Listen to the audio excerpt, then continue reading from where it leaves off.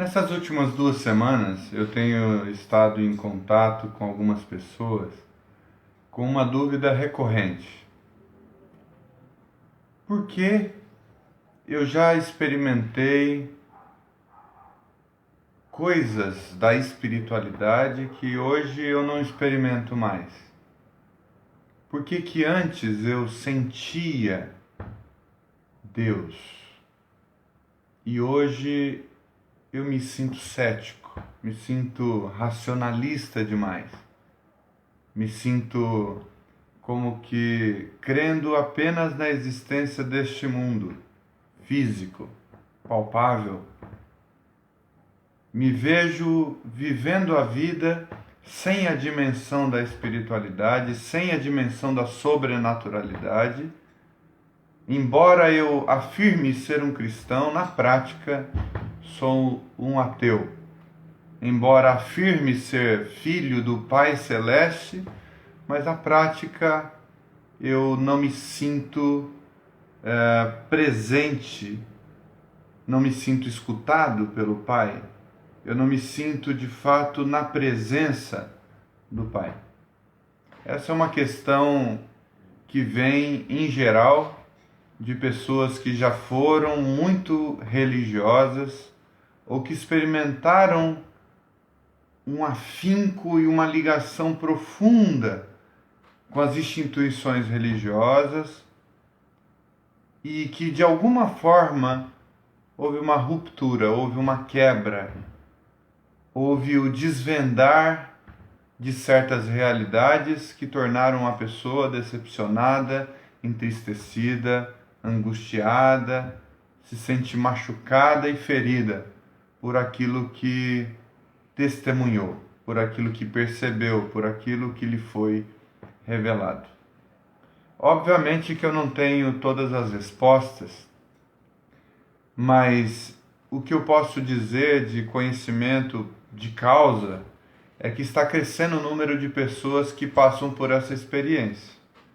O IBGE é um instituto que comprova essa verdade. Está crescendo numa proporção bastante intensa o número de pessoas que se afirmam dissidentes da religião cristã, ou seja, estão no mundo como quem não coloca a cabeça a prêmio por igreja nenhuma, não se faz representar nem pelo catolicismo, nem pela igreja evangélica, nem por outro tipo de denominação religiosa.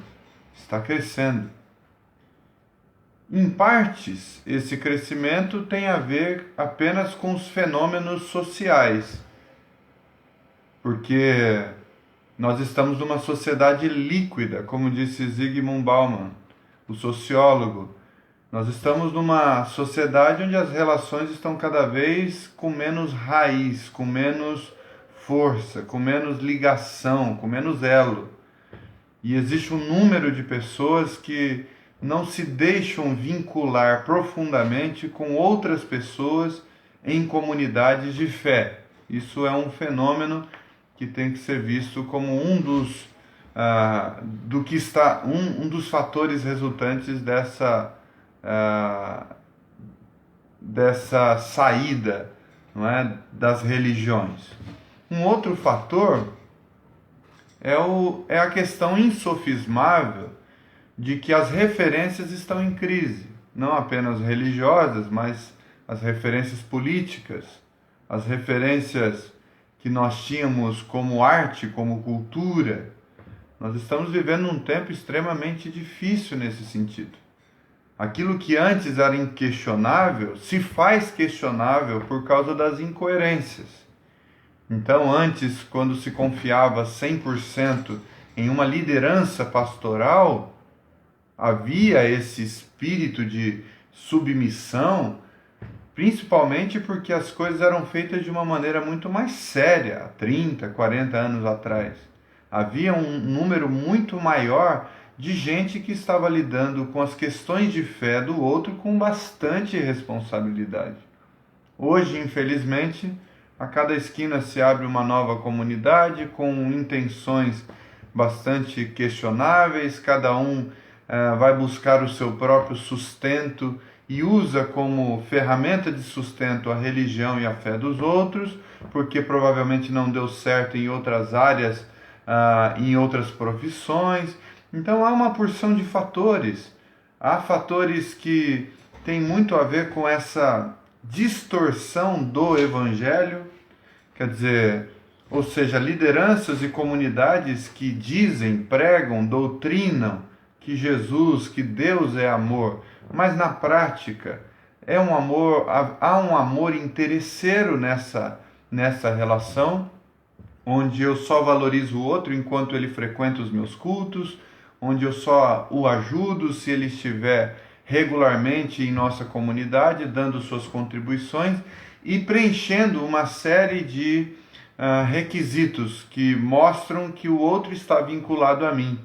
Então, de uma certa forma, há muitas pessoas decepcionadas e com razão de igrejas, de pastores, de doutrinas, de comunidades, porque foram com as suas expectativas, com as suas esperanças, com todas as suas fichas, com toda a sua inocência, e ao adentrarem e aderirem aos rituais de iniciação, se batizaram, começaram as frequências, começaram a receber doutrinações, com o passar do tempo foram descobrindo que grande parte da estrutura, não é, daquilo que se configura como base lar da comunidade, na verdade era feito de distorções.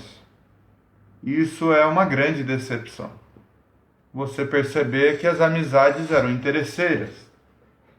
Você perceber que a base da comunidade se constituía de vento, de pó, de vaidades, de vazio, de busca pelo poder, de busca por popularidade, de busca por status. E aqui nós estamos. Vamos encontrando pelo caminho pessoas extremamente magoadas, entristecidas, decepcionadas.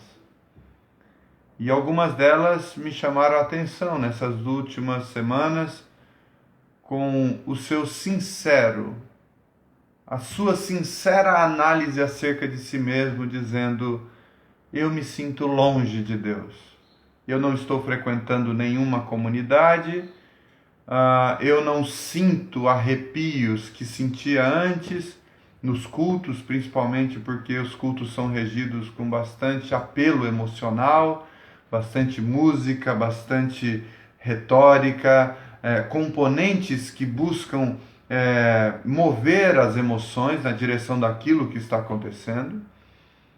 E então, quando você não está sob esses condicionamentos, você fica assim: então como é que é a vida com Deus?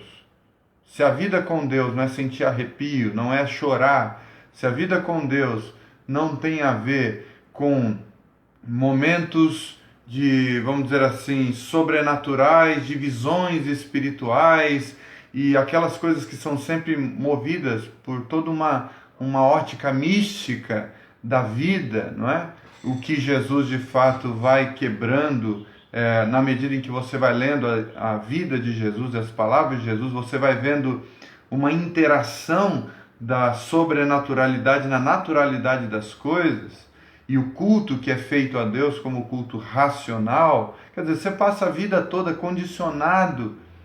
Quando você estava entregando tudo de si, te condicionam a determinado tipo de espiritualidade e depois você chega e vê que aquilo era aprisionamento, que aquilo era condicionamento psicológico, que aquilo, grande parte daquilo tinha como fundamento a mentira ou a distorção da verdade. Então é muito triste, muito difícil, muito angustiante tal situação. Como lidar com isso? Como recondicionar o nosso olhar? Como de fato buscar se houve alguma relação profunda com Deus nesse processo todo? E então ir nessa direção de reestruturar-se nessa relação com Deus, que já aconteceu, ou Como então lidar com o fato de que é possível eu nunca ter tido uma experiência com Deus? De que a única experiência que eu tive na vida foi baseada em doutrinações, baseada em acúmulos de pacotes doutrinários e nunca teve a ver com uma experiência genuína com Deus. Apenas acontecia algo de fora para dentro e nunca de dentro para fora. Como lidar com essa mágoa, com esse desespero, com essa angústia, com essa tristeza, com esses machucados? É disso que eu quero falar no próximo vídeo. Até lá!